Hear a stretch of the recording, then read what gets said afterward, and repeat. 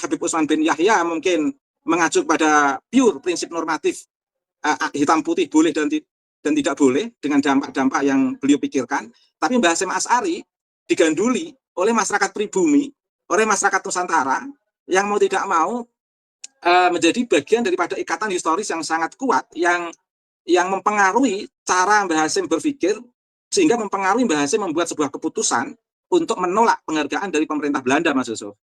Nah, contoh misalnya lagi yang sekarang ini, tentu Gus Dur dan kiai-kiai Nusantara ini itu berbeda dalam konteks prinsip fikih sama. Habib Rizik dengan kiai-kiai Nusantara ini sama, Mas, dalam konteks fikih. Tapi secara historis berbeda. Habib Rizik menggunakan konsep fikih untuk terus terang bloko suto tanpa tedeng aling-aling ketika harus mengkritisi negara. Apa yang ada di kehendak dalam konteks kehendak kuasa Habib Rizik atau kuasa agama untuk mempengaruhi negara, apa yang ada di pikiran Habib Rizik ya dikeluarkan begitu saja. Tapi dalam konteks kiai-kiai Nusantara memiliki keterikatan historis yang luar biasa, sehingga berbeda. Sama-sama prinsip normatif, mazhab empatnya sama, bahkan mazhab tasawufnya, kalau mazhab tasawufnya dalam analisis saya berbeda, karena tasawuf mereka sebenarnya tasawuf Ba'alawi, bukan tasawuf Ghazalian. Dalam konteks ilmu kalam sama, dalam konteks ilmu kalam sama-sama Asy'ari. Tapi bedanya Habib Rizik, analisis saya, tidak memiliki keterikatan historis dengan masyarakat Nusantara, sementara kiai-kiai kita memiliki keterikatan historis yang sangat kuat. Inilah bedanya mengapa ulama-ulama kita dalam mengawal negara itu seperti mengawal keluarga yang memang plus minus harus dilakukan, tetapi dengan cara yang lebih egaliter, lebih elegan, berbeda dengan yang dilakukan oleh Habib Rizik misalnya.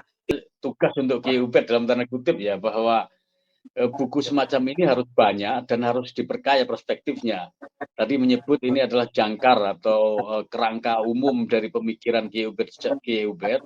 Nanti insya Allah akan perlu oleh penulis lain atau dimatangkan oleh Kiai Ubed, terutama terkait dengan sebenarnya kan kita ini sebagai komunitas besar atau komunitas representasi Islam Nusantara itu tengah berebut dengan kelompok Islam lain terkait dengan relasi antara Islam dan negara. Iya, sebenarnya kan ilmu nasab yang kemudian lebih khusus adalah ketersambungan dengan Rasulullah, itu menurut saya jauh lebih penting daripada silsilah sanad keilmuan lain. Kenapa? Ya ini terkait dengan kesucian nasab, sakralitas Rasulullah ya, bahwa ini terkait dengan siapa yang orang yang paling kita agungkan, orang yang kita tiap hari kita sholawati. Jangan-jangan kemudian salah bahwa orang yang tidak ada kaitan dengan Rasulullah kemudian kita muliakan, kita agungkan begitu rupa, sehingga bukan hanya jiwa raga yang kita berikan, semua yang diminta kita berikan. Ini jadi absurd jadinya kan gitu kan. Jadi Kiai Ubed harus lebih semangat lagi untuk mensterilkan mereka yang tidak berhak untuk memakai atribut itu untuk tidak pakai. Apapun harus kita lakukan, harus kita sadarkan. Lebih-lebih ketika arahnya ke sini kan mereka untuk mengklaim, untuk mengkooptasi komunitas besar kita, komunitas besar orang-orang pesantren, komunitas besar kaum Nahdien ini dikooptasi, kemudian dimanfaatkan untuk kepentingan politik mereka. Ini kan luar biasa rugi kalau gini seperti kita. Ya.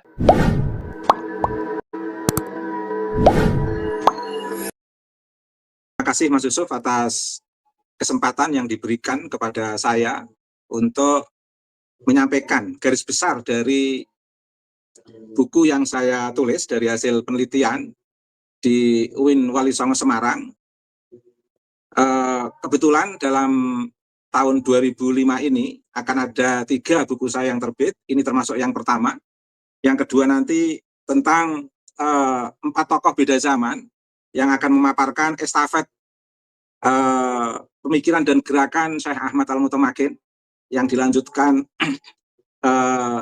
generasi beliau, zuriyah beliau, yaitu Syekh Ismail Muhammad, lalu dilanjutkan oleh cucu beliau, yaitu Kiai Haji Fayumi Munji, dan dilanjutkan oleh putri Kiai Haji Fayumi Munji, yaitu Nyai Badriah Fayumi, seorang aktivis gender, yang kebetulan juga pengasuh pesantren Mahasina Institute di Pondok Gede. Itu buku yang kedua. Sedangkan buku yang ketiga, di tahun yang sama, di 2025 ini, juga akan terbit buku berjudul Fenomena Gerakan Pembebasan dan Pencerahan Kiai Haji Imaduddin Utsman, membentuk kesadaran kritis dan kesetaraan warga Nahdien tahun 2022 sampai tahun 2025. Itu sebagai pengantar. Kemudian dari isi garis besar buku ini, tentu saya ingin menyampaikan garis besarnya saja Mas Yusuf, karena secara keseluruhan tidak akan selesai dalam podcast ini, sehingga netizen, publik bisa melacak sendiri karya saya. Insya Allah itu terbit luas karena diterbitkan oleh penerbit yang memang memiliki kapabilitas yang cukup tinggi, yaitu penerbit Prenada Jakarta, Mas Yusuf. Pertama, dari isi buku ini secara metodologis bermula dari penelitian, saya menggunakan pendekatan autoetnografi dan pendekatan fenomenologi. Kemudian spesifikasi tentang kajian kitab kuning dari buku ini, saya sampaikan bahwa kitab kuning menjadi rujukan utama tradisi keilmuan di pesantren dan menjadi instrumen transformasi pengetahuan dalam pembelajaran ilmu-ilmu keislaman dan ilmu-ilmu humaniora yang selama ini telah dipedomani oleh para ulama yang bertransformasi dalam konteks pribumisasi dengan istilah kiai. Perlu diketahui, kiai-kiai kita di lingkungan tradisi pesantren itu bukan kiai-kiai yang memiliki kapasitas yang terbatas, tetapi betul-betul kiai-kiai yang memiliki kapasitas yang luar biasa, baik dalam konteks keagamaan maupun dalam konteks ilmu-ilmu humaniora. Itu terbukti bahwa kiai-kiai kita bisa membaca perkembangan sosial budaya dan sosial politik masyarakat Nusantara. Tentu tidak mudah untuk bisa melakukan integrasi dengan masyarakat dalam konteks kebudayaan, bahkan dalam konteks politik, relasinya dengan kekuasaan, kalau tidak memiliki basis keilmuan atau kepekaan atau ketajaman dalam konteks pemikiran dan gerakan. Bahkan sebagai sebuah perbandingan, pakar atau ilmuwan di bidang antropologi sosiologi pun akan terasa kesulitan untuk mendekatkan dirinya dalam konteks kehidupan relasi sosial masyarakat. Sehingga seolah-olah para pakar itu dalam konteks keilmuan itu seperti di Menara Gading.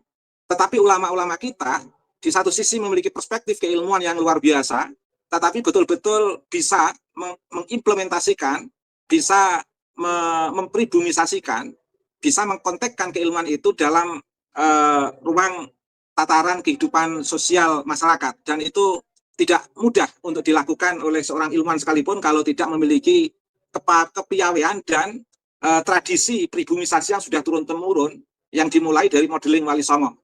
Sebagaimana yang pernah ditemukan dalam riset disertasinya Profesor Dr. Abdurrahman Masud di Harvard University. Dia dalam bentuk bahasa Inggris, kemudian diterjemahkan, bukunya berjudul Jejak dari Haromen ke Nusantara, Jejak Intelektual Pesantren. Disertasinya berjudul The Pesantren Arsitek. Di situ dia memaparkan bahwa modeling Islam Nusantara itu adalah Nabi Muhammad dan Wali Songo dalam konteks modeling. Tapi dalam konteks transformasi keilmuan, di situ dijelaskan di disertasinya Prof. Abdurrahman Masud adalah Mbah Nawawi Al-Bantani, Mbah Mahfud At-Tirmizi, dan Mbah Radin Asnawi Kudus. Mbah Mahfud At-Tirmizi ini salah satu sanad keilmuan yang diambil oleh Kiai Haji Muslim bin Abdurrahman Meranggen, yang kebetulan punya putra yang jadi guru saya, yaitu Kiai Haji Muhammad Shodiq Lutfi Hakim Muslim. Ini kalau mengambil jalur keilmuan dari Mbah Mahfud At-Tirmizi. Tapi kalau mengambil jalur keilmuan dari kajian, tentu langsung dari ayahanda sendiri dan sampai ke orang tua beliau yang kebetulan secara turun-temurun sejak dari Syekh Ahmad Al-Mutamakin tidak terputus keberlangsungan pesantren itu sampai sekarang. Alhamdulillah, Mas. Kemudian dalam yang kedua, yang ketiga dari isi buku ini itu berisi Hasanah At-Turos. Pesantren itu membentuk karakter santri yang haus akan ilmu dan pengetahuan yang bermanfaat. Ciri khas pesantren itu long live education, Mas. Satu titik kesadaran untuk belajar seumur hidup tanpa terputus. Dan basisnya adalah basis pengetahuan. Girahnya adalah girah pengetahuan. Sehingga santri yang betul-betul santri itu tidak akan bisa dibohongi dengan ceramah-ceramah yang penuh halusinasi dan penuh kurofat yang tidak ada dasar keilmuan, tidak ada basis riset seorang ulama, atau tidak ada basis riwayat baik dari teks kewahyuan maupun kenabian. Nah, santri ini betul-betul memiliki karakter yang berlanjut, yang berlangsung turun-temurun, dan itu terbawa ketika dia di pesantren maupun keluar dari pesantren. Itu ciri santri, Mas. Kemudian isi buku itu yang ketiga menjelaskan tentang karya dari ijtihad para ulama dalam berbagai macam bidang ilmu yang di situ bisa dilihat sendiri. Kemudian kelanjutannya di buku itu menjelaskan tentang keislaman atau keilmuan terkait dengan ilmu-ilmu keislaman yang bersanad, memiliki mata rantai yang jelas dan bersambung hingga Nabi Muhammad SAW. Isi berikutnya garis dari buku itu membahas aspek-aspek kehidupan rohaniah, etika, dan nilai-nilai moral, Mas Yusuf. Dan santri itu sangat kuat karakternya dalam konteks ketauhidan dan dalam konteks kemanusiaan. Itu bukan muncul begitu saja, tapi betul-betul terbentuk ketika para santri itu di pesantren. Pesantren itu saya ibaratkan seperti kawah condro di muko, sehingga dalam tanda kutip senakal-nakalnya santri itu betul-betul berat untuk meninggalkan prinsip-prinsip Islam, iman, dan ihsan. Sehingga para santri meskipun mereka melanjutkan pendidikan di barat sekalipun, mereka seperti menjadi sebuah prinsip keberagamaan yang tidak pernah terabaikan, nilai-nilai yang sudah diajarkan di pesantren itu. Terlebih dalam konteks mencintai ilmu dan mengembangkan ilmu dan mentransformasikan nilai-nilai moral dari titik kesadaran yang terendah menjadi titik kesadaran yang tertinggi sampai pada titik kesadaran yang disebut insan kamil. Itu ada satu keberlanjutan dalam tradisi pesantren yang membentuk santri, tidak hanya di pesantren, tetapi juga ketika sudah keluar di pesantren. Cuman memang di 10 tahun terakhir ini ada penurunan karakter santri yang mungkin adanya fenomena-fenomena kajian-kajian yang keluar dari semangat santri tholabul ilmi secara mendalam, beralih ke beberapa kajian-kajian yang lebih cenderung halusinasi. Tapi itu kasuistik. Masih banyak santri yang memiliki kesadaran utuh dalam melakukan transformasi ilmu-ilmu keislaman maupun ilmu-ilmu humanitis di tengah masyarakat sebagai bentuk pengembangan yang diambil dari prinsip normatif maupun prinsip historis yang dikaji di pesantren melalui kajian kitab Kuming yang luar biasa itu, Mas Yusuf. Kemudian di kajian buku itu menegaskan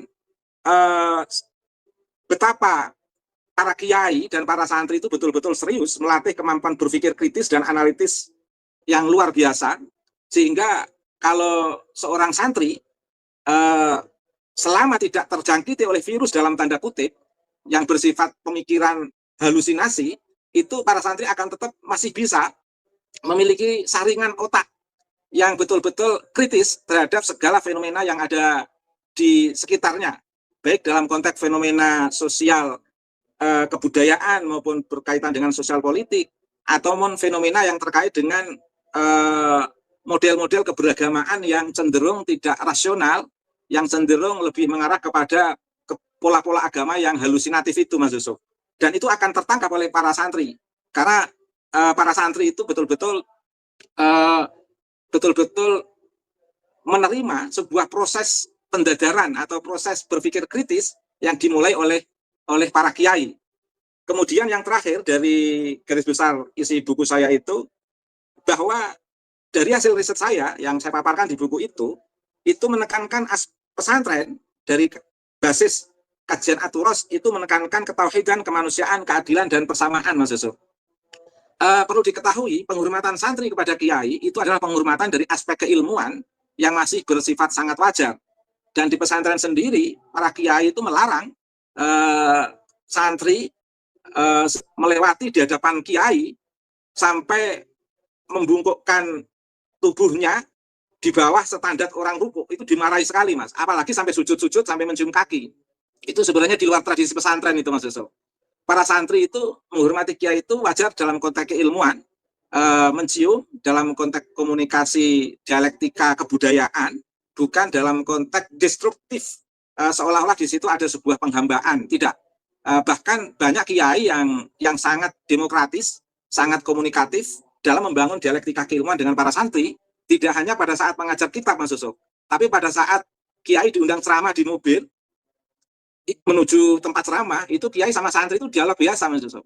Saya pernah diajak kiai saya, ke Haji Muhammad Sodiq Lutfi Hakim Musleh, derek ke beliau, itu beliau berbicara panjang lebar, seperti ada humanisasi dialektika yang luar biasa, antara seorang murid dan guru, dan itu betul-betul saya rasakan, Mas Yusuf. Kemudian apa relevansinya dengan karya Kiai Imaduddin Utsman? Karya Kiai Imaduddin Utsman merupakan sebuah karya yang saya sebut sebagai bentuk keberlanjutan dari Hasanah At-Turos yang dibangun atau diterapkan di lingkungan masyarakat pesantren oleh para ulama-ulama di lingkungan Nahdlatul Ulama, Mas Yusuf. Dan itu sangat dipahami oleh para kiai karena memiliki argumentasi dan alasan yang bisa dipertanggungjawabkan. Perlu diketahui, sebelum tesis Kiai Imad itu sebenarnya tahun 80-an itu sudah ada seorang ulama yang mengkritisi nasab Ba'alwi. Tetapi kenapa tidak direspon oleh masyarakat secara luas? Karena memang basis dasar turosnya tidak sekuat apa yang dilakukan oleh Kiai Imad. Mengapa? Karena santri, para kiai itu sudah terbiasa dengan basis turos, referensi yang sangat kuat.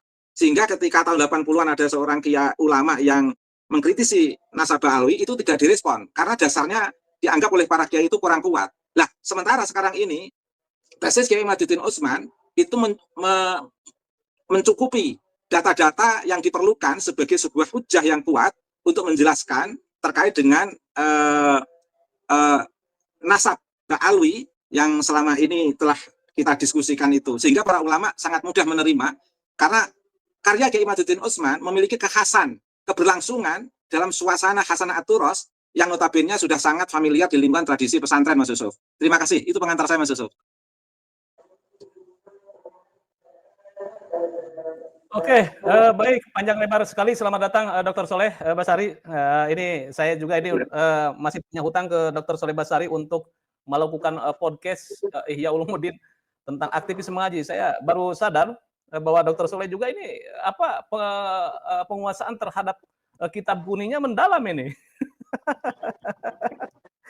Mudah-mudahan minggu besok kita bisa live podcast, live pengajian aktivisme ngaji. Di Pondok Indah. Ya, saya masih punya utang itu dengan Dr. Soleh. Karena awal-awal Ramadan ya biasa ini lebih kepada spiritualitas yang mendalam, jadi tidak banyak aktivitas ya. Minggu besok sudah terbiasa nih kita berpuasa nih. Ya, oke, Ki Ubed. Saya ada beberapa pertanyaan sebelum ke Dr. Soleh. Bagaimana sebetulnya ini apa yang membedakan kitab kuning karya ulama Nusantara dengan kitab-kitab kuning dari daerah lain seperti Timur Tengah? Ini mungkin pertanyaan yang basic bagi saya gitu. Kok begitu penting ya kitab kuning di Nusantara di kalangan santri dan tentu memiliki perbedaan yang signifikan dengan kitab-kitab kuning yang ada di Timur Tengah. Kira-kira seperti apa nih garis besarnya? Oke. Baik, Mas Yusuf, terima kasih. Sebenarnya secara normatif sebenarnya tidak ada perbedaan, Mas Yusuf. Karena kitab kuning yang ada di pesantren, kalau kita bahas kan kutubul asfar, kutubus sofra, katakan begitu. Nah, kemudian dalam konteks hasanah sama-sama sebagai hasanah at-turos. Jadi yang dikaji di Timur Tengah terkait dengan karya-karya abad pertengahan itu sering kita kenal dengan istilah turos, Mas Yusuf. Dan di kita sendiri juga sangat familiar istilah turos itu. Sehingga secara normatif tidak ada perbedaan, Mas Yusuf. Tetapi dalam konteks kajian kitab kuning di pesantren itu lebih menekankan pada konsep-konsep yang masih memiliki keberlanjutan sistem madhab, baik dalam konteks fikih maupun dalam konteks tasawuf serta dalam konteks ilmu kalam, Mas Yusuf. Kalau konteks fikih kan ikut madhab 4, kalau tasawuf ikut Imam Ghazali dan Abdul Qasim Junaid al-Baghdadi, serta kalau ilmu kalam Imam Abu Hasan al-Asy'ari dan Imam Abu Mansur al-Maturidi.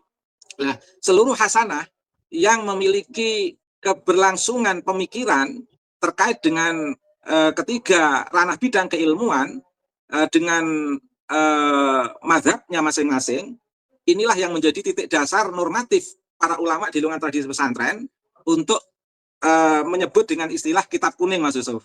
Nah, ini secara normatif, tetapi secara historis memiliki perbedaan.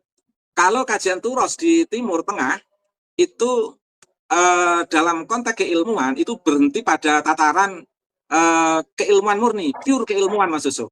Tetapi dalam konteks istilah kitab kuning di pesantren itu sudah mengalami dialektika dengan historisitas masyarakat lokal atau local wisdom, kearifan lokal. Karenanya banyak yang pengikut Syafi'i di luar negeri di Timur Tengah itu beda dengan Syafi'inya orang Indonesia. Pengikut Asy'arian katakan begitu, di Timur Tengah itu berbeda secara historis dengan Asy'arian yang ada di Nusantara.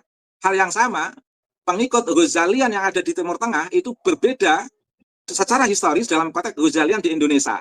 Nah, mengapa demikian? Karena proses keilmuan, baik yang merujuk pada mazhab 4, maupun yang merujuk pada mazhab tasawuf, maupun yang merujuk pada mazhab ilmu kalam, itu telah ditransformasikan dalam konteks pribumisasi Islam dengan mengacu kepada proses pribumisasi Islam Wali Songo, Mas Yusuf. Saat tadi saya katakan, keberislaman masyarakat Nusantara itu secara modeling mengikuti nubuah min Nabi Mustafa Muhammad SAW. Tapi dalam konteks kebudayaan itu selain mengadop mengikuti Nabi Muhammad, itu juga menggunakan sistem dialektika, dinamisasi, modernisasi, dan pribumisasi Islam yang telah diterapkan Wali Songo. Jadi Wali Songo itu sebagai model. Makanya kemampuan Kitab Kuning, kajian At-Turos di Nusantara ini itu serat dengan dialektika Wali Songo. Contoh begini, Mas. Di dalam Kitab Kuning itu juga ada ajaran tentang jihad, Mas. Jihad fisabilillah. Itu kalau mengacu apa adanya Kitab Kuning itu bisa seperti model FPI, Mas. Nah, tapi karena istilah jihad di dalam Kitab Kuning itu sudah tertransformasi dalam konteks pribumisasi Islam Wali Songo, sehingga ada sebuah dialektika, sistem normatif dari Kitab Kuning itu sudah melebur dalam dialektika pribumisasi Islam, sehingga lebih cenderung ramah dengan kearifan lokal atau local wisdom, Mas. Itu bedanya kajian Kitab Kuning, kajian Turos atau Kutubus Sofro di Timur Tengah dengan di Indonesia, Mas Yusuf. Terima kasih. Oke, terima kasih. Saya langsung ke Dr. Soleh. Dr. Soleh, ini mungkin kita sering berbicara tentang Kitab Kuning dan mengapa ia disebut Kitab Kuning. Ini dalam tradisi keilmuan di Nusantara dikenal atau di pesantren itu Kitab Kuning. Nah, menurut Anda itu bagaimana sih sebetulnya konteks spiritualitas, apa saja nilai-nilai yang diajarkan dalam Kitab Kuning yang relevan dengan kehidupan umat Islam masa kini? Tapi sebelumnya mungkin Anda bisa mereview tentang buku yang ditulis oleh Kiai Badillah. Kira-kira dari buku ini apa yang bisa Anda maknai dan bisa Anda transformasikan? Kenapa Kitab Kuning bisa mempengaruhi terhadap pola pikir umat Islam dan kebudayaan atau peradaban umat Islam di Nusantara? Silakan Dr. Soleh. Ya, Assalamualaikum warahmatullahi wabarakatuh. Selamat malam kita, Mas Yusuf. Ramadan Mubarak, Ramadan Karim. Amin. Pertama, saya terima kasih Ki Ubed, saya dikirimi buku langsung dari Rembang dan sudah saya baca meski belum tuntas itu. Tetapi saya bisa membaca bahwa itu jangkar atau kerangka pemikiran lumayan utuh dari Ki Ubedillah Tamam ya. Di situ saya mencatat pertama adalah Ki Ubed menulis tentang bahwa pesantren adalah benteng dari khazanah Turos. Kemudian yang kedua, pesantren adalah kawah Condro Dimuko atau tempat penempaan dari kader-kader yang penguasaan Turosnya nanti jadi cetak biru kepesantrenan. Kemudian yang lebih menarik yang membedakan karya Ki Ubed ini dengan karya-karya sejenis, karya-karya tentang pesantren, tentang Kitab Kuning adalah Ki Ubed menyodorkan apa yang disebut dengan elemen-elemen pendukung. Ini luar biasa ini. Jadi ke benteng Turos, kemudian kawah Condro Dimuko, kalau tidak ada elemen pendukungnya juga benar Ki Ubed itu tidak akan bermakna banyak sebenarnya. Nah, itu pertama. Kemudian kedua, ini sebenarnya Quraisy. Ada kitab nasab Bani Quraisy. Ada kitab As-Sam'ani tentang nasab. Ada kitab Silsilatil Alawiyah 340 Hijriah karya Abu Nasr Al-Bukhari.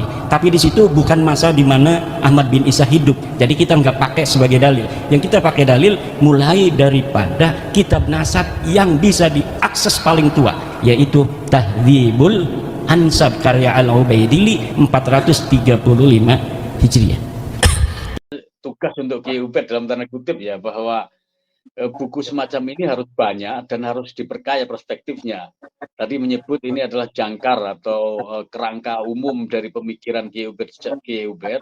Nanti insya Allah akan perlu oleh penulis lain atau dimatangkan oleh Ki Ubed, terutama terkait dengan sebenarnya kan kita ini sebagai komunitas besar atau komunitas representasi Islam Nusantara itu tengah berebut dengan kelompok Islam lain terkait dengan relasi antara Islam dan negara. Daripada Ahmad bin Isa baru itu sahih. Kalau tidak ada yang menafikan, tidak, kata saya. Coba lihat dalam kitab tauhid yang kecil aja, kitab Syarah Aqidatul Awam. Kitab apa itu? Karya Ibrahim Laqani. Tuhfatul Murid ya. Tuhfatul Murid. Itu bagaimana?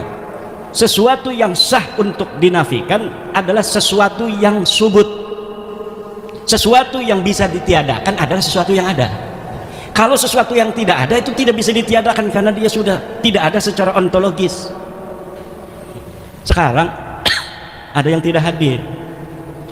Misalnya istri keduanya Kiai Suparman. Istrinya ada, makanya saya candain. Misalnya Kiai Suparman punya istri dua, misal yang hadir cuma permaisuri. Ada misalnya namanya Maisaro. Misal, kok Maisaro tidak ada? Nah, tidak ada itu karena memang tadinya ada.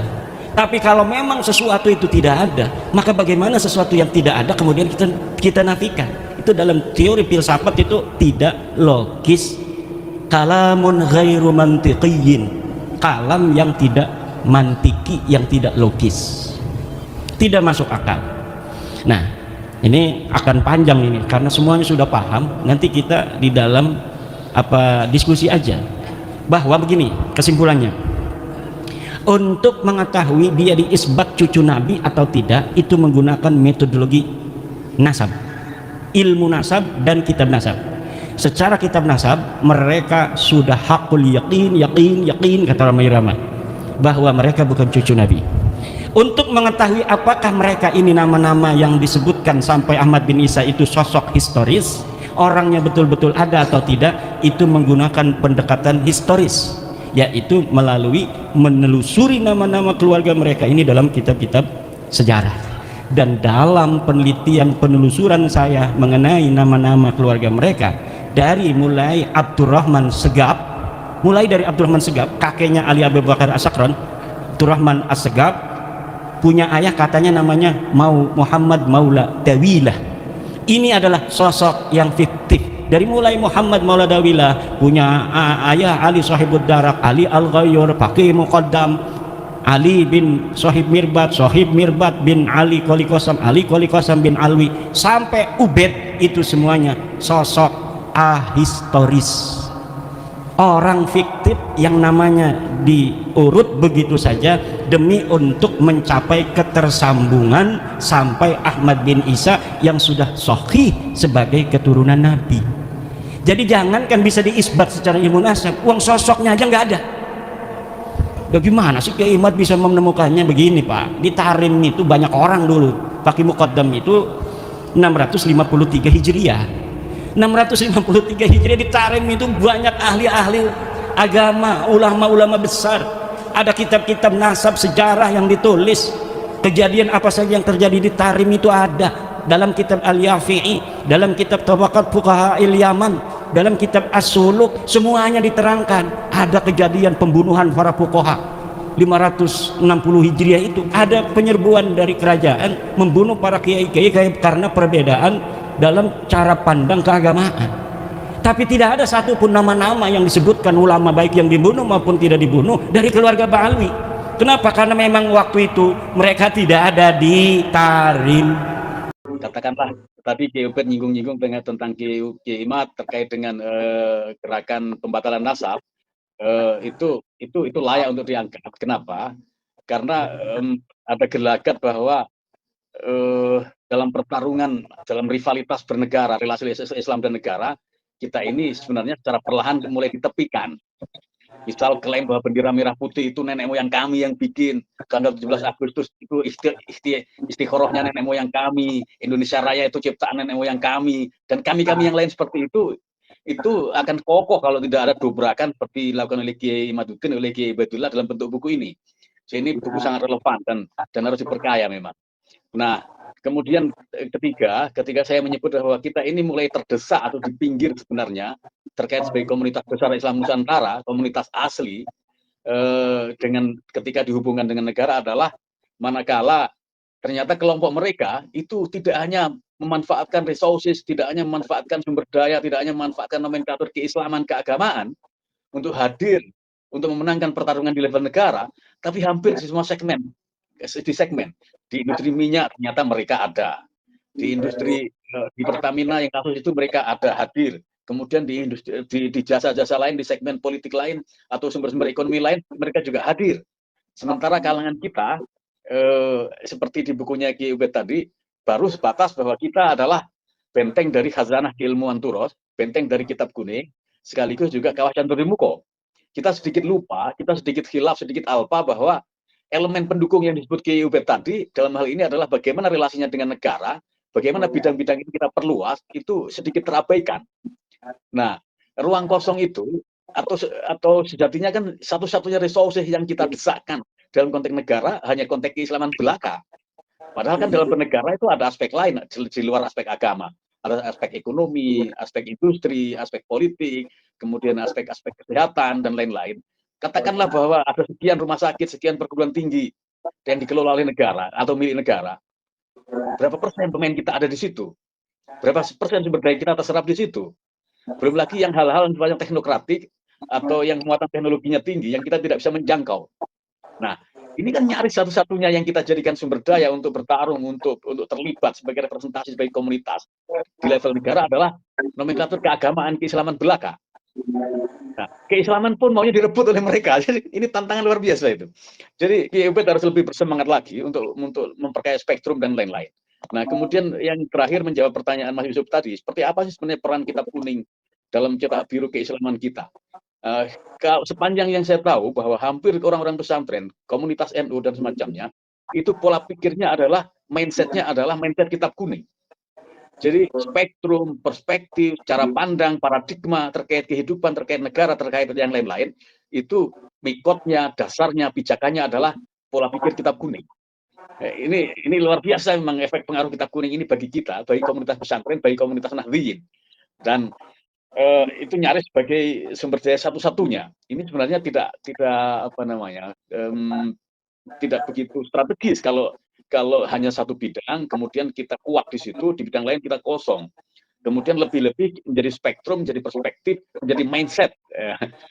Jadi banyak sekali kitab-kitab yang kita kaji di pesantren, itu rata-rata sebenarnya kan tidak bicara soal komunitas. Itu lebih banyak bicara, kitab-kitab pesantren, kitab-kitab kuning itu lebih bicara kita sebagai individu.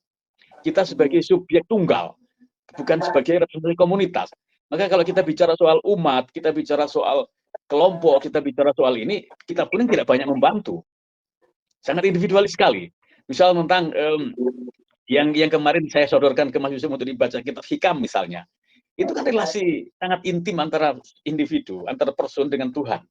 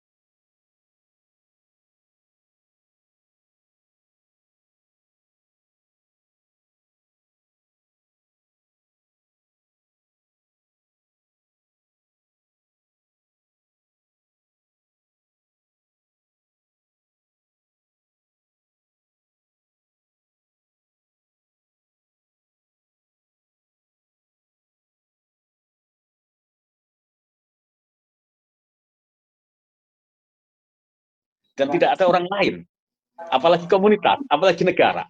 Nah, kemudian di kitab-kitab sejenis itu juga tidak banyak beda. Kitab-kitab fikih misalnya, yang tadi banyak disebut oleh Kiai Ubed, mazhab fikih, mazhab teologi, mazhab kalam dan semacamnya, relatif semuanya itu adalah bicara soal manusia sebagai individu, bukan manusia sebagai komunitas, bukan manusia sebagai bangsa. Jadi apa? Kita tertinggal jauh dalam konteks ini dibanding dengan komunitas-komunitas lain. Makanya kan kemudian kalau tidak ada NU, tidak ada PKB, ya kita ini seperti ayam kehilangan induk. Kita tidak bisa diwakili, tidak bisa terrepresentasi ketika hadir di negara itu lewat bendera mana, lewat pintu mana, mikotnya dari mana.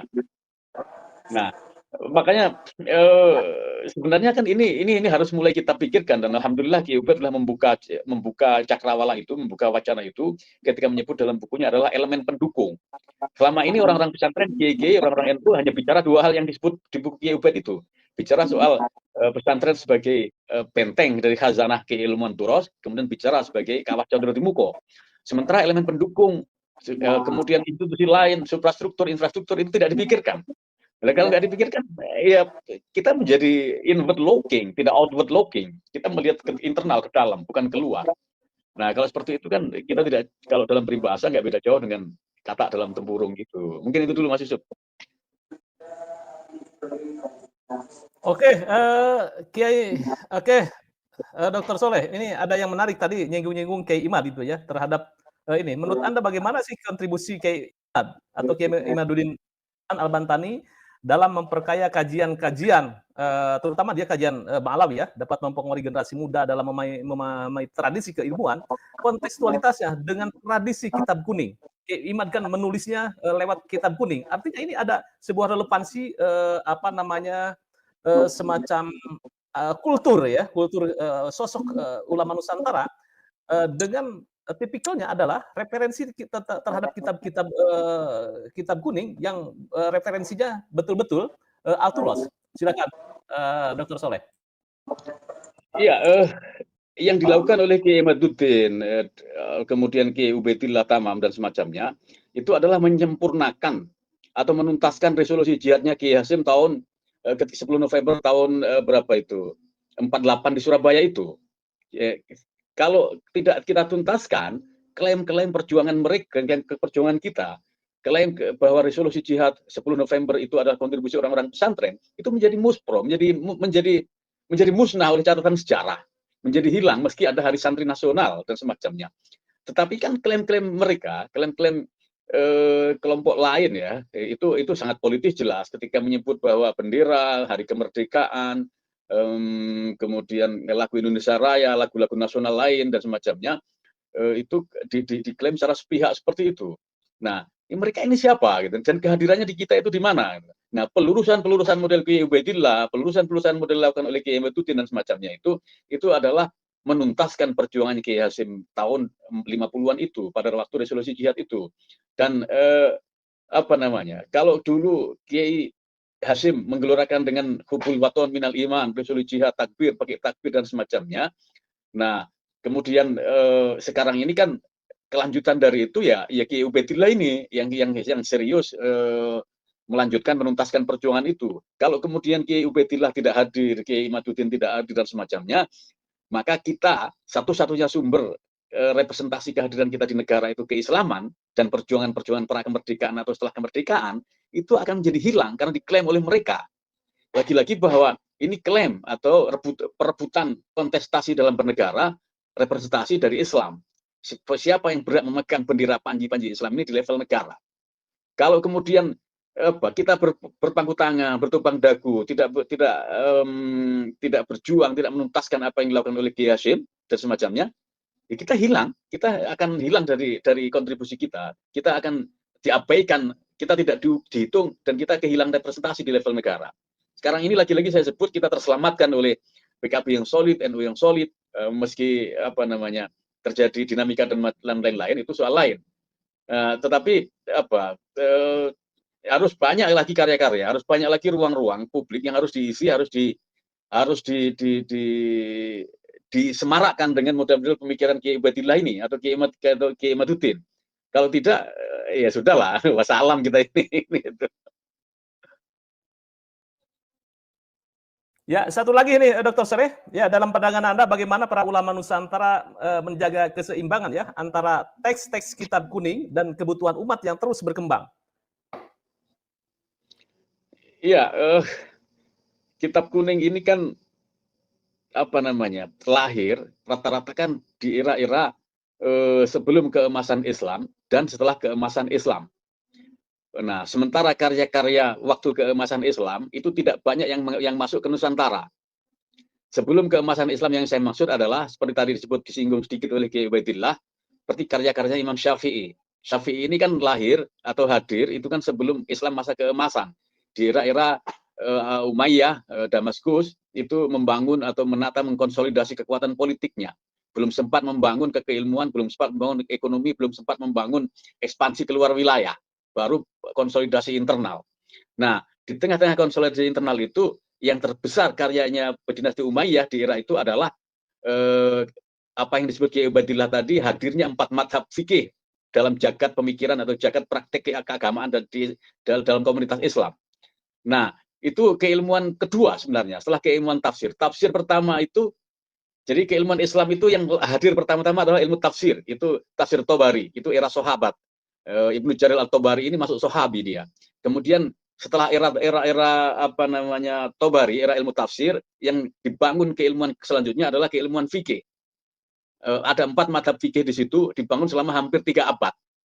Ya, abad pertama, kedua, ketiga, atau abad kedua sampai kelima itu adalah masa pembentukan, masa pembinaan dan penguatan 4 madhab fikih dalam Islam. Itu terwarisi ke kita. Aliran-aliran ke Islam, aliran fikih itu dan tafsir di generasi awal itu nyampe ke Nusantara. Nah, kemudian setelah itu, pertama adalah tafsir, kedua fikih, ketiga adalah teologi atau kalam. Aliran-aliran kalam, ada kalam Mu'tazilah, ada kalam Jabariyah, ada kalam Ahlussunnah wal Jamaah yang tadi disebut oleh Kiai Ubaid Abu Mansur Al-Maturidi dan Abu Hasan Al-Asy'ari. Itu tipe teologi pemikiran atau aliran akidah juga masuk ke Nusantara. Nah, ini menariknya. Setelah tafsir masuk Nusantara, aliran fikih 4 masuk Nusantara, aliran teologi Mu'tazilah, Jabariyah, Ahlussunnah masuk Nusantara. Setelah itu, setelah aliran teologi matang, aliran kalam matang, baru kemudian era-era Abbasiyah mengembangkan keilmuan-keilmuan yang sifatnya riset dan sains. Ada temuan kedokteran, ada Al-Kindi, kemudian ada Ibnu Sina, ada keilmuan hukum Ibnu Rus, kemudian keilmuan astronomi Al-Khwarizmi, algoritma dan semacamnya itu, kemudian ilmu sains lain itu tidak terwarisi ke Nusantara. Jadi ada ruang kosong sekitar 3 abad itu, keilmuan Islam di masa keemasan Islam itu tidak terbawa ke Nusantara ini sampai sekarang. Kalau pra keemasan Islam, saya sebut tadi ilmu tafsir, generasi ilmu pertama, kemudian ilmu fikih, ilmu kedua, ilmu kalam, itu ilmu ketiga, itu masuk ke Nusantara semuanya. Tapi sains, riset, kemudian kedokteran dan lain-lain tidak kebawa ke Nusantara ini. Baru kemudian setelah abad 13-14, di eranya Ghazali meninggal, kemudian aliran-aliran tasawuf, aliran-aliran tarekat lahir, itulah keilmuan itu dibawa lagi ke Nusantara. Jadi keilmuan Nusantara ini dibentuk spektrumnya, dibentuk mindsetnya di era pra-Islam mencapai keemasan, dan setelah Islam mengalami keemasan. Jadi pra dan pasca keemasan Islam, keemasannya nggak bisa dinikmati. Yang hadir seperti di bukunya Kiai Ubaidillah tadi adalah pelestarian atau penjaga khazanah keilmuan Turos, dan juga yang kedua adalah sebagai kawah candra di muka untuk pelestarian Turos itu. Sementara Turos ini kan kalau dalam jargon itu batasnya adalah wilayahnya adalah al-muhafadzah alal qadimi sholih. Sekedar pelestari dari tradisi-tradisi agung ini. Bukan al-aftu bil jadid al-aslah. Bukan temuan-temuan baru, bukan recovery, bukan discovery baru. Itu kita tidak punya. Tidak punya tradisi itu, tidak punya pengalaman itu, tidak punya stock of knowledge tentang discovery, tentang teman-teman keilmuan, tentang teman-teman sains. Jadi bukan berarti orang pesantren tidak hebat, tetapi memang keilmuan yang kebawa ke Nusantara ini adalah keilmuan pra keemasan dan keilmuan pasca keemasan. Kalau pra keemasan itu adalah ilmu tafsir, ilmu fikih dan ilmu kalam atau teologi, sementara yang pasca keemasan itu adalah ilmu tasawuf, sufisme, tarekat, dan itu sifatnya adalah ilmu-ilmu ketuhanan atau divine law. Sementara yang sains atau natural science, natural law itu tidak bisa kita kuasai. Nah, ini tragis sebenarnya. Makanya kemudian ketika kita hadir ke negara, satu-satunya resources yang kita pegang adalah soal keislaman. Soal keislaman pun ini diperbutkan oleh kalangan habaib, diperbutkan oleh kalangan modernis. Kalau kemudian ini kalah kita, ya kita nggak bisa hadir di representasi negara. Ngeri ini. Ya, Mas Yusuf. Oke, terima kasih luar biasa ini. Kita nanti diskusi lebih panjang lagi, Dr. Soleh, tentang bagaimana sebetulnya Kitab Kuning, kemudian ulama Nusantara bisa menjaga terhadap ajaran-ajaran Islam Ahlus Sunnah wal Jamaah dan ajaran-ajaran tentang kenabian.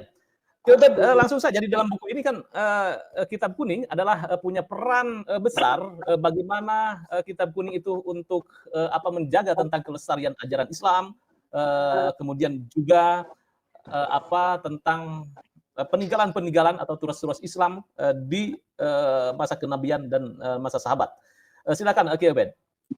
Terima kasih Mas Yusuf. Saya ingin mengklarifikasi mengapa saya kok menggunakan istilah Kitab Kuning bukan istilah At-Turos. Alasannya karena kajian At-Turos di Nusantara ini itu sudah dipengaruhi oleh aspek-aspek historisitas, Mas. Dan para kiai kita itu diramaikan, dimunculkan, dikuatkan terminologi Kitab Kuning itu di era Kiai Haji Sahal Mahfud, Mas Yusuf. Nah, tetapi saya ingin melanjutkan dari pertanyaan Mas Yusuf tadi, apa yang membedakan kajian Turos di Timur Tengah dengan kajian Turos di Nusantara ini yang kemudian disebut dengan istilah Kitab Kuning. Sekedar melanjutkan Mas Yusuf, Turos di Timur Tengah itu betul-betul mengacu pada prinsip normatif. Tentu memungkinkan ada aspek-aspek historis sesuai dengan era keberlangsungan para ulama pasca ulama mazhab seperti yang saya sebutkan tadi itu, yang sampai sekarang masih berkembang luas di Mesir, di beberapa negara yang mayoritas masyarakat Muslim. Nah, di Indonesia selain ada prinsip normatif, itu ada prinsip historis, Mas Yusuf. Prinsip historisnya itu mengacu pada konteks kearifan lokal yang memang mesti harus dipertahankan. Contoh begini, Mas Yusuf. Secara normatif sama, kajian Habib Osman bin Yahya dalam konteks fikih dengan kajian Mbah Hasyim Asy'ari dalam konteks fikih. Tetapi secara historis berbeda. Perbedaan itu bisa kita lihat misalnya kalau Habib Osman bin Yahya menerima penghargaan kolonial itu tidak apa-apa, sehingga beliau mesti harus menerima itu. Tetapi bagi Mbah Hasyim Asy'ari memiliki historisitas yang berbeda dengan Habib Osman bin Yahya. Mbah Hasyim Asy'ari betul-betul tidak mau menerima penghargaan dari cendramata atau penghargaan dari kolonial, karena Mbah Hasyim Asy'ari memiliki konteks historis yang memang harus dijaga sebagai keberlangsungan dari peribumisasi Islam dan keberpihakan interdependensi Mbah Hasyim Asy'ari kepada masyarakat lokal, masyarakat Nusantara. Sama-sama menggunakan prinsip normatif fikih, Habib Utsman dengan Mbah Hasyim Asy'ari ini beda. Kalau Habib Utsman tidak punya ikatan secara historis, sehingga ketika dapat penghargaan dari pemerintah Belanda ya enak-enak saja. Sementara Mbah Hasyim Asy'ari nggak mau betul. Nah, ini bentuk dari istihad dari prinsip normatif fikih yang berbeda, Mas Yusuf. Kalau Habib Utsman bin Yahya mungkin mengacu pada pure prinsip normatif hitam putih boleh dan tidak boleh dengan dampak-dampak yang beliau pikirkan. Tapi Mbah Hasyim Asy'ari diganduli oleh masyarakat pribumi, oleh masyarakat Nusantara yang mau tidak mau menjadi bagian daripada ikatan historis yang sangat kuat yang mempengaruhi cara Mbah Hasyim berpikir, sehingga mempengaruhi Mbah Hasyim membuat sebuah keputusan untuk menolak penghargaan dari pemerintah Belanda, Mas Yusuf. Nah, contoh misalnya lagi yang sekarang ini, tentu Gus Dur dan kiai-kiai Nusantara ini itu berbeda dalam konteks prinsip fikih sama. Habib Rizik dengan kiai-kiai Nusantara ini sama, Mas, dalam konteks fikih. Tapi secara historis berbeda. Habib Rizik menggunakan konsep fikih untuk terus terang blokosuto tanpa tedeng aling-aling ketika harus mengkritisi negara. Apa yang ada di kehendak dalam konteks kehendak kuasa Habib Rizik atau kuasa agama untuk mempengaruhi negara, apa yang ada di pikiran Habib Rizik ya dikeluarkan begitu saja. Tapi dalam konteks kiai-kiai Nusantara memiliki keterikatan historis yang luar biasa, sehingga berbeda. Sama-sama prinsip normatif, mazhab empatnya sama, bahkan mazhab tasawufnya, kalau mazhab tasawufnya dalam analisis saya berbeda, karena tasawuf mereka sebenarnya tasawuf Ba'alawi, bukan tasawuf Ghazalian. Dalam konteks ilmu kalam sama, dalam konteks ilmu kalam sama-sama Asy'ari. Tapi bedanya Habib Rizik, analisis saya, tidak memiliki keterikatan historis dengan masyarakat Nusantara, sementara kiai-kiai kita memiliki keterikatan historis yang sangat kuat. inilah bedanya mengapa ulama-ulama kita dalam mengawal negara itu seperti mengawal keluarga yang memang plus minus harus dilakukan, tetapi dengan cara yang lebih egaliter, lebih elegan, berbeda dengan yang dilakukan oleh Habib Rizik misalnya. Ini salah satu contoh keberlanjutan jawaban saya dari pertanyaan Mas Yusuf tadi. Apa yang membedakan kajian kitab kuning atau turos di Timur Tengah dengan kajian kitab kuning dengan di Nusantara? Kalau di Timur Tengah, makanya orang-orang yang di Nusantara yang tidak memiliki keterikatan historis itu rata-rata terpengaruh oleh organisasi transnasional atau politik transnasional, Mas. Seperti yang dilakukan oleh Habib Rizik dan kawan-kawan itu sangat dipengaruhi oleh politik transnasional. Sementara kita dari ajaran-ajaran ulama-ulama kita di Nusantara ini memiliki keterikatan historis yang luar biasa dalam konteks menjaga kearifan lokal atau local wisdom, dan dalam konteks menjaga keberlangsungan pribumisasi Islam dari modeling Wali Songo, Mas Yusuf. Terima kasih, Mas Yusuf. Oke, di buku ini juga Anda berbicara tentang sanad keilmuan ya, sanad keilmuan ulama Nusantara. Nah, ini relevansi sanad keilmuan Nusantara itu seperti apa, Kiai Ubedillah? Dan tokoh-tokoh besar ulama Nusantara yang mewarnai sanad keilmuan itu siapa saja? Silakan Kiai Ubed.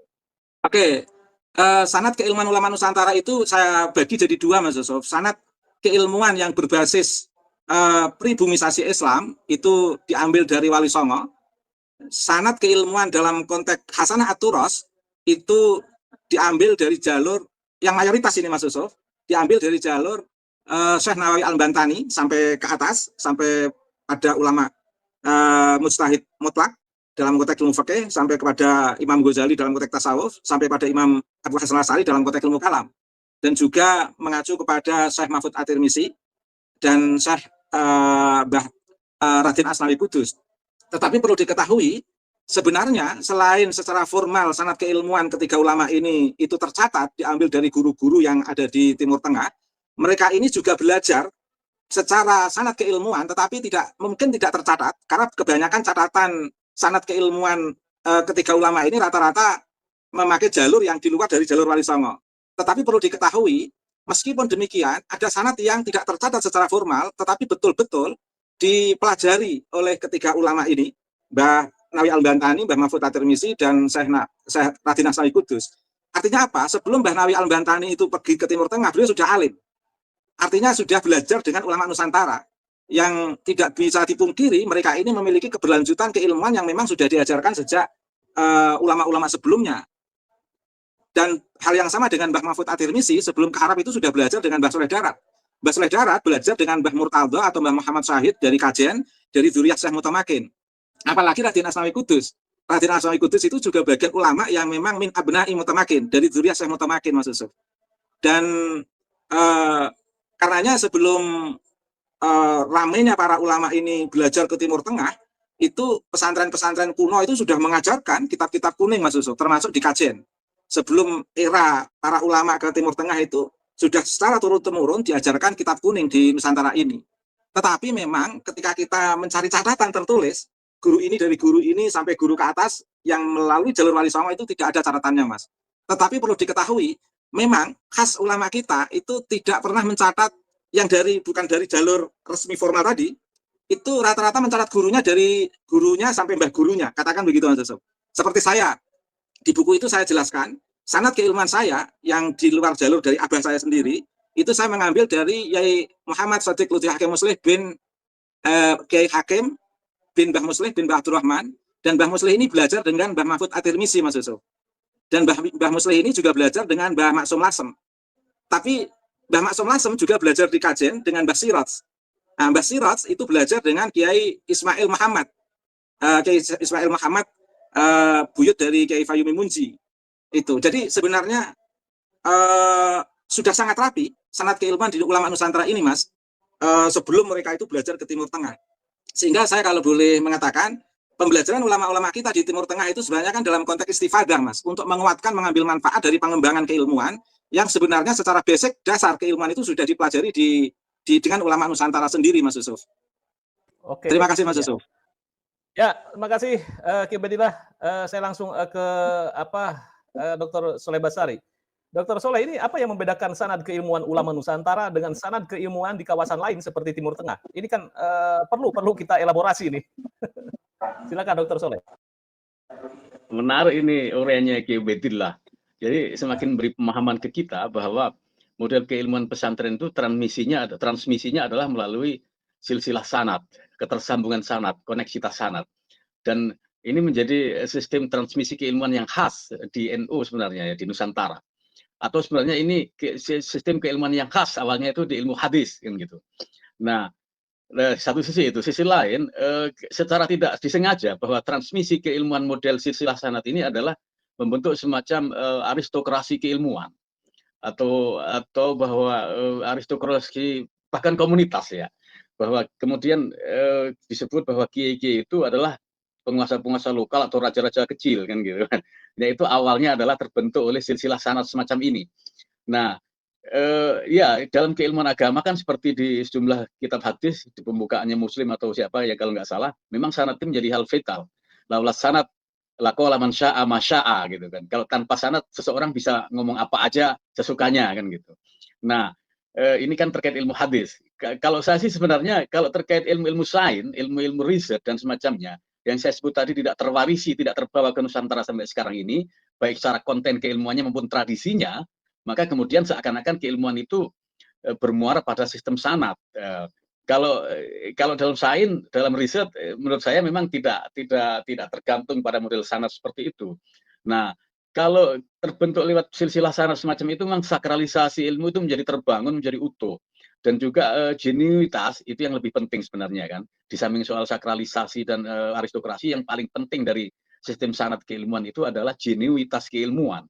Bahwa ilmu ini kita warisi secara utuh tanpa tambahan, tanpa pengurangan dari guru kita sampai Rasulullah, kan itu yang inti. Jadi kemurnian itu, genuinitas itu terjaga. Dan untuk konteks keilmuan agama memang hal ini yang menjadi kesepakatan bersama ya, atau menjadi konsensus bersama, ini adalah hal yang esensi ya, bahkan nyaris wajib kan gitu. Nah, di luar keilmuan itu ya tidak berlaku sebenarnya ya, kayak dalam keilmuan sains dan semacamnya itu. Bahkan kalau saya boleh mencontohkan, orang pertama yang beri penomoran hadis-hadis Kutubus Sittah, terutama hadis Bukhari, itu seorang orientalis Yahudi bernama Aji Wensing, orang Belanda. Nah, dia melakukan riset tentang penomoran ayat hadis ini lebih dari 32 tahun. Kalau Ki Ubaidillah bikin buku ini, saya yakin nggak nyampe setahun bikin risetnya.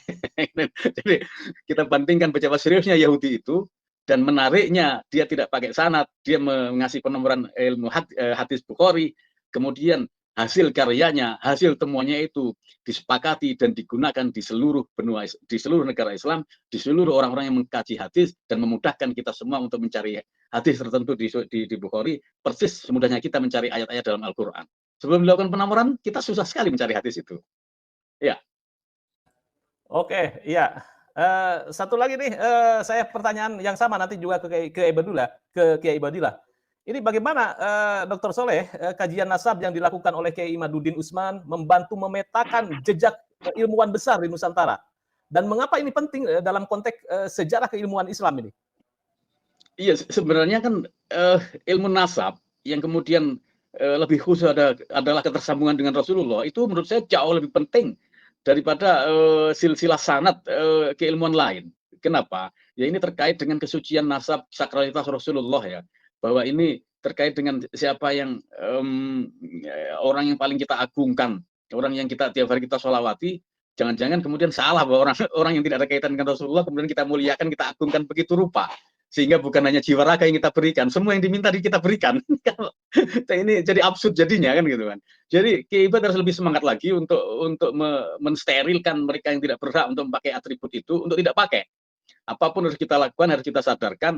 Lebih-lebih ketika arahnya ke sini kan mereka untuk mengklaim, untuk mengkooptasi komunitas besar kita, komunitas besar orang-orang pesantren, komunitas besar kaum Nahdien ini dikooptasi, kemudian dimanfaatkan untuk kepentingan politik mereka. Ini kan luar biasa rugi kalau gini seperti kita. Ya.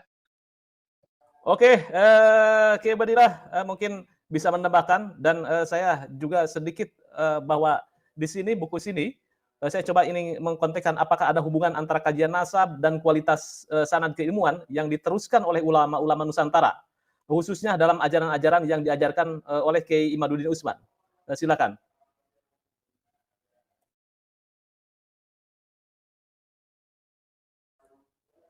Oleh Mas Soleh tadi. Ya.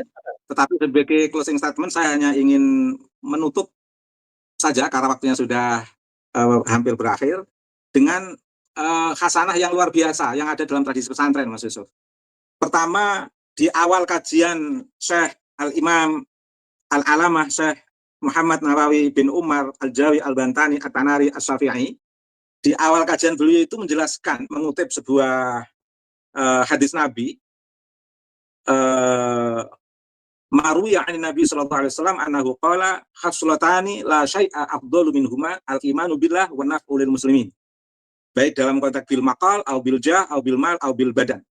Dan ini mentradisi dalam tradisi pesantren, Mas. Betapa kuatnya para santri itu menjaga keimanan kepada Allah dan berbuat yang lebih bermanfaat kepada umat Islam. Itu juga dikuatkan oleh prinsip ajaran keutamaan para kiai-kiai kita, yaitu khairun nas anfa'uhum linnas. Sebaik-baik manusia itu yang lebih bermanfaat bagi manusia yang lain. Ini khasanah yang luar biasa. Itulah mengapa rata-rata santri itu terlibat di tengah masyarakat, memiliki intersubjektivitas terhadap masyarakat. Tidak hanya belajar ilmu seperti di Menara Gading, tapi bagaimana keilmuan itu betul-betul terlibat dalam persoalan-persoalan masyarakat, Mas Yusuf. Yang kedua, ada hal menarik, masyhur, ala la tanalul ilma illa bisiktatin. Sa'umbika amma jumu'iha bibayani, zakain wa hirsin wa istibarin wa bulghadin, wa irsyadu ustadin wa tuli zamani. Ketahuilah, seseorang itu tidak akan mendapatkan ilmu kecuali dengan 6 hal. Pertama, zakain, dengan nalar yang cerdas. Santri itu betul-betul dilatih untuk menggunakan nalar yang sehat, Mas Yusuf. Sehingga kalau ada santri sekarang ini lebih jatuh kepada halusinasi, berarti itu sudah keluar dari pesan mulia dengan istilah zakain yang harus dijaga ini, Mas Yusuf. Makanya para santri harus tetap menggunakan nalar sehat, karena ini bagian daripada modal untuk mendapatkan ilmu, biar tidak semakin turun dalam halusinasi, tapi betul-betul mengembangkan keilmuan secara serius. Dan yang kedua, wahirsin, dan betul-betul semangat terhadap ilmu, Mas Yusuf. Ngerangsang terhadap ilmu, bukan terhadap halusinasi, bukan terhadap perumpamaan-perumpamaan kosong, bukan gerangsang terhadap hal-hal yang kurofat, nanti menjatuhkan harkat martabat santri nanti kalau seperti itu. Wastibarin, dan harus sabar dalam meneguhkan prinsip-prinsip keutamaan dan keilmuan. Wabulghotin, dan tentu dengan modal biaya yang memungkinkan untuk keberlangsungan pembelajaran itu, Mas. Wa irsyadu ustadin, dan petunjuk guru. Nah, itulah pentingnya sanad keilmuan dalam tradisi pesantren yang memang tetap harus kita jaga. Watul zamani, dan masanya lama, sehingga para kiai itu tidak hanya serius mendidik para santri, juga serius mendidik putra-putranya. Makanya lebih banyak putra-putra para kiai itu orang-orang yang serius dalam thalabul ilmi, meskipun ada yang kelewat. Mungkin ini kasuistik mungkin, Mas. Tapi hampir rata-rata kiai-kiai itu komitmennya tinggi, tidak hanya mendidik santri tapi juga mendidik putra-putrinya, Mas Yusuf. Dan waktunya lama, sehingga kalau lama dalam konteks menuntut ilmu itu nanti membaca surat Al-Ahqaf kan nggak salah nanti, Mas Yusuf, sampai viral, karena itu latar belakang konteks pembelajaran yang kurang lama menurut saya, Mas Yusuf. Di beberapa negara tetangga banyak orang-orang yang nuntut ilmunya hanya hitungan bulan, hanya hitungan 1 tahun 2 tahun, kemudian ceramah, akhirnya ya modalnya modal glorifikasi. Karena itu di pesantren jarang para kiai yang bersifat glorifikasi, karena memang basis keilmuan itu ditelusuri dalam waktu yang sangat lama, Mas Yusuf. Ini tradisi yang menurut saya yang harus dipertahankan, sehingga hal-hal yang akan mencerabut tradisi ini harus kita lawan, harus kita bentengi, biar tidak menjadi virus dalam tradisi keilmuan pesantren yang sangat luar biasa itu, Mas Yusuf. Terima kasih, Mas Yusuf. Oke, baik. Sebelum menutup, saya akan membaca dari statement Kusuma Bangsa. Bagi saya tidak masalah kita tidak tersambung dengan nasab, asalkan sanad keilmuan tidak putus sampai ke Nabi. Contoh kekhalifahan bukan diberikan kepada Ali atau paman Nabi, tapi diteruskan oleh sahabat. Terima kasih kepada netizen semuanya yang telah berkomentar. Tetap berkomentar santun, walaupun kritis kita tetap berkomentar yang santun. Ya, baik. Ada juga ini tentang mention tentang Bang Kori ya, gitu ya. Saya Kori, maksudnya Kori mana nih? Saya tidak tahu nih, gitu aja. Habib Kori dan sebagainya, gitu aja. Baik, terima kasih Kiai Badillah, bahwa buku Anda sangat menginspirasi saya, Jejak Kitab Kuning, tentang spiritualitas dan juga kemanusiaan. Mudah-mudahan ini ada sebuah ikhtiar untuk menjaga bagaimana sanad keilmuan Nusantara betul-betul terjaga dan juga memelihara bagaimana sanad-sanad keilmuan Nusantara atau ulama-ulama Nusantara tersambung ke Wali Songo, kemudian juga seterusnya ke Nabi Muhammad SAW. Terima kasih semuanya, Ki Ubaidillah, atas podcast malam ini. Jangan lupa like, share, subscribe pada suatu. Wassalamualaikum warahmatullahi wabarakatuh.